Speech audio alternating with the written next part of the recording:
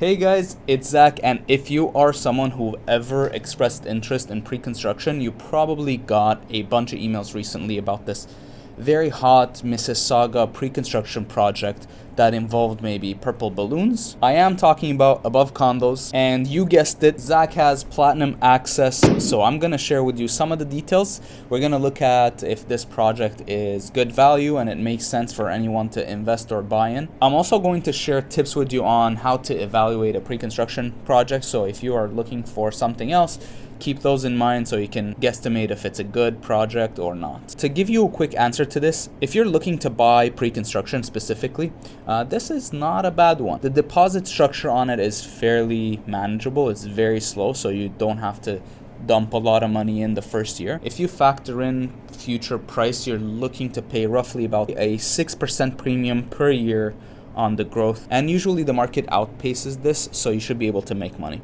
As you know, the pre-construction market has been suffering recently. This is true for the actual real estate market as well. The number of transactions are down, which also brings the prices down, and this is fueled by inflation and the central bank trying to control this by increasing the interest rates, which makes it less affordable for you to jump into the real estate market. A recent article on Stories says new condo apartment sales were down a staggering 89% year over year. Between low, medium, high-rise buildings, stacked townhouses, and lofts, just 289 condos were sold in September. And this is not just compared to last year.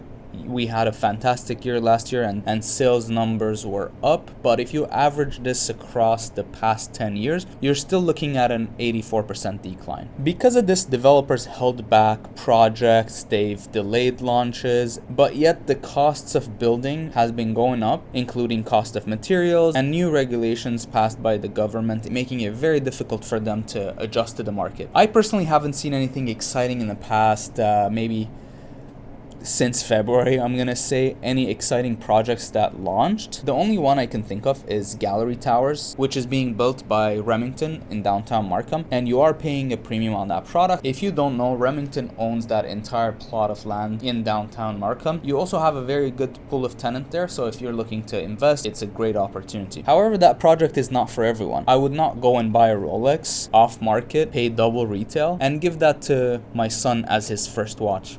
Instead, it's going to be more like a Hamilton or a Seiko. Now, when it comes to pre-construction, obviously one of the most important things you should look at, where is this being built? What's the location? Above Condos is being launched in Mississauga at the corner of Bristol Road and Hurontario. It is close to Square One. In fact, it's just down the road. But there's always two very important things to keep in mind when you're looking at a location for your next real estate purchase. Number one, how quickly can you drive to Costco? And number two, how quickly can you get to Pearson Airport so you can get the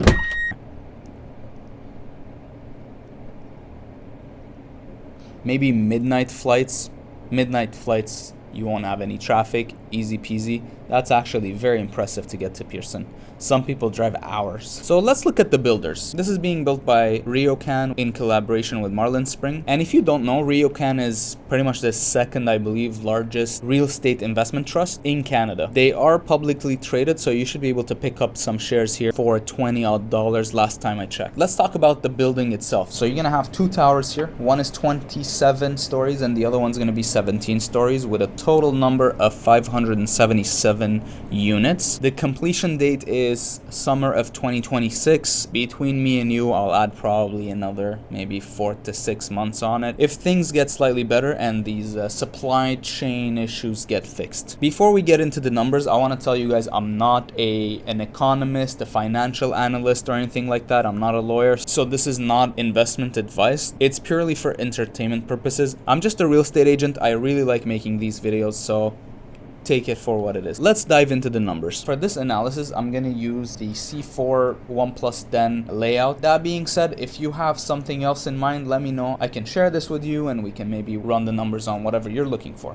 So if you are to purchase a 1+ Den here, your starting price is going to be $695,000. Adding parking to this for $55,000 plus some of the development charges, some of the closing fees, your total should be $765,000. The reason why I like to look at everything included included into one is because when we're comparing those to the current inventory on the market, the price includes everything, and that's how we measure the price per square foot. So without adding those into it, your numbers will definitely look better on paper, but that's mainly used for marketing purposes. Plugging those numbers in and comparing it to what's available on the market, the price you're going to be paying per square foot is $1,323. Something similar on the market should go for about $600,000. Plug in an Excel formula, you're going to see about 6% roughly markup on this project. It can be better, but it's not that bad. The market usually outpaces this. You might end up seeing better performance. Keep in mind, for the purpose of this calculations, I'm using the mortgage rate that I found on TD's website, which is 5.6 right now. If you're doing your calculations, there's a big chance that's not going to be the rate that you're going to be closing with, but you will most likely need to qualify for that mortgage rate when you're buying this. If you are to rent a 1+ den in Mississauga with a parking spot, you're looking to get about $2,600 for that. Building into that 5% rent increases, in your first year of renting this property, you should be looking at a gross yearly income of about $38,000. Accounting for all the expenses, the principal paid down in that first year, if you are to close on this, keep it a year, and then decide to sell it, you should see a return on investment of $126,000. That's pretty much the bottom line. I'll leave my contact information in the description so that if you guys want to, you can reach out to me and I'll send you this. However, of course, these numbers are just speculation. I'm just using current data, plotting some historical numbers, but it doesn't mean it's going to be accurate. And if you're buying pre-construction, the one most important thing to keep in mind is you should be able to close on this. You should buy it with the intention of closing, because the biggest mistake I've seen people make is they buy too many of them with the mindset that we're gonna do an assignment flip and we're gonna make 100,000 here or there really quickly. Those are the people who get screwed if the economy goes sideways just for a small period of time. If you don't know what assignment flipping is, I'm gonna do a video on that later, so make sure you subscribe so you don't miss out on that. If you've watched this video this far, you're probably going to enjoy watching this one as well. It's about the rate hikes and how I think Bank of Canada is probably going to stop increasing the rates. So go ahead, watch that, and thank you so much for watching. I'll see you in the next one.